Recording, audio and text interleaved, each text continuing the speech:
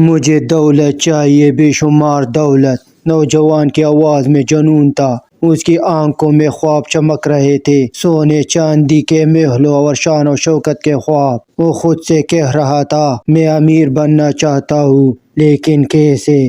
آخر وہ راز کیا ہے جو لوگوں کو دولت مند بناتا ہے؟ لوگوں نے اس کی بات سنی اور ہنس دیے۔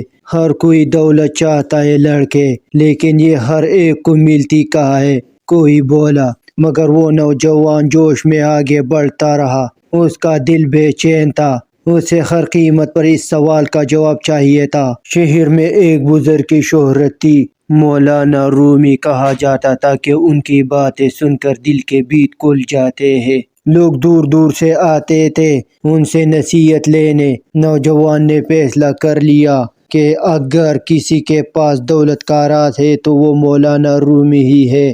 سورج ڈل رہا تھا جب نوجوان مولانا رومی کے پاس پہنچا۔ مولانا پرسکون انداز میں بیٹھے تھے، چہرے پر مسکراہٹ اور نگاہوں میں گہری دانائی۔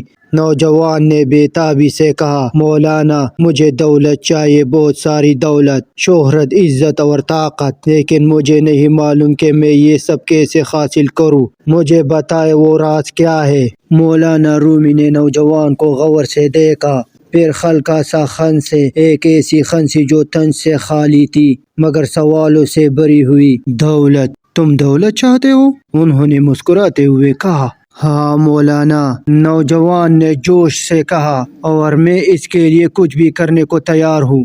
مولانا نے آسمان کی طرف دیکھا اور پھر نوجوان سے کہا، تو تم چاہتے ہو کہ تمہارے پاس سب کچھ ہو، سونا چاندی، شہرت اور طاقت؟ جی ہاں مولانا، یہی تو میری سب سے بڑی خواہش ہے، نوجوان نے جلدی سے جواب دیا۔ مولانا ایک لمحے کے لیے خاموش ہو گئے، پھر دھیرے سے بولے، دولت چاہتے ہو؟ تو سنو، دنیا کی سب سے قیمتی دولت پانی کی طرح ہے، جو اس کا پیچھا کرتا ہے وہ کبھی نہیں پاتا، مگر جو اپنی پیاس بجھانے کا ہنر سیکھ لیتا ہے، دولت خود اس کی طرف کھینچی چلی آتی ہے۔ نوجوان نے حیرت سے پوچھا، یہ کیسا ہنر ہے مولانا؟ مجھے واضح بتائے نا۔ مولانا رومی مسکرائے اور کہا، تم خود کو حالی سمجھتے ہو، ہے نا؟ تم سمجھتے ہو کہ تمہاری جیب خالی ہے، اس لیے تم غریب ہو۔ اصل غربت تو وہ ہے جس کا دل خالی ہو۔ اگر تم اپنے دل اور دماغ کو علم، صبر اور محنت سے بھر لو تو دنیا کی کوئی طاقت تمہیں خالی ہاتھ نہیں رکھ سکتی۔ نوجوان کچھ سمجھا، کچھ نہیں سمجھا، چہرے پر پھر بھی سوال لکھے تھے۔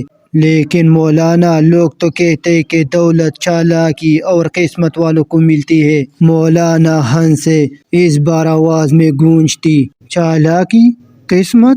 نہیں نوجوان، اصل دولت اس شخص کے پاس جاتی ہے جو اپنے اندر کے ہنر کو پہچانتا ہے، جو دل سے سچا اور نیت سے صاف ہوتا ہے۔ دولت درخت پر لگے اس پھل کی مانند ہے جو صرف اسی کو ملتا ہے جو جڑوں کی حفاظت کرنا جانتا ہے۔ اگر جڑ کمزور ہو تو پھل گر کر برباد ہو جاتا ہے۔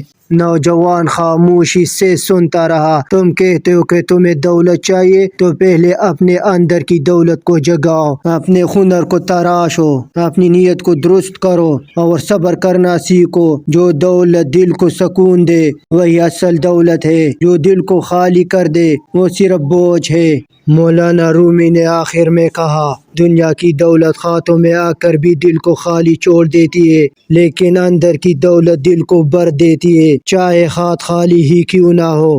نوجوان کی آنکھوں میں اب پہلے جیسی بے چینی نہیں تھی، وہ خاموشی سے پلٹا، لیکن اس بار اس کے قدموں میں ایک نیا یقین تھا۔ اب وہ صرف دولت کا خواہش مند نہیں تھا، بلکہ اس دولت کا متلاشی تھا جو دل کو سکون دے، روح کو امیر کرے اور ہمیشہ باقی رہے۔